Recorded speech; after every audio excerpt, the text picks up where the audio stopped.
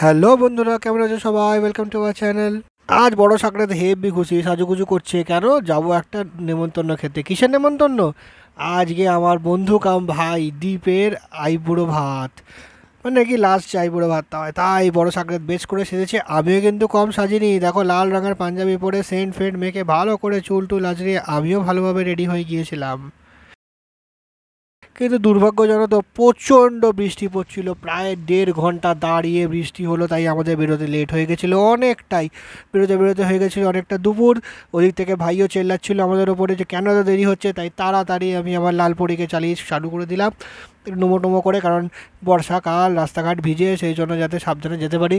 যেতে হবে সেই অনেক দূর, কোথায়? সেই সোদপুর। আমরা গাড়ি নিয়ে যাব ঠিক করেছিলাম, কারণ সেজে গুজে বড় সাকরে ট্রেনে নাকি উঠবেন না। ঠিক আছে চলো, গাড়িতেই যাব। তাই জন্য বৃষ্টি থামার অপেক্ষাই করছিলাম, যেই থামলো অমনি আমরা বেরিয়ে পড়লাম। আর রাস্তায় বেরিয়ে দেখি পুরো রাস্তা একেবারে ভিজে। আর তাই আমরা বড়নগর রোড ধরলাম হেমন্ত সেতু হয়ে। ভালোই লাগছিলো বেশ। এই রকম একটা ওয়েদারে লং ড্রাইভে গাড়ি চালিয়ে দুজন মিলে যেতে মনে হয় যেন আমরা উত্তম কুমার আর সুচিত্রা সেন।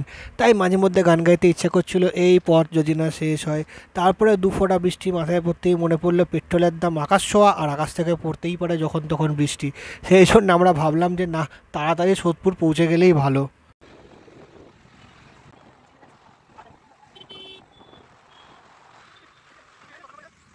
একটু আধটু জ্যাম কাটিয়ে আমরা পৌঁছে গেলাম ডানলপ মোড়। ডানলপ মোড়ে অনেকক্ষণ দাঁড়াতে হলো ক্রসিংয়ের মধ্যে।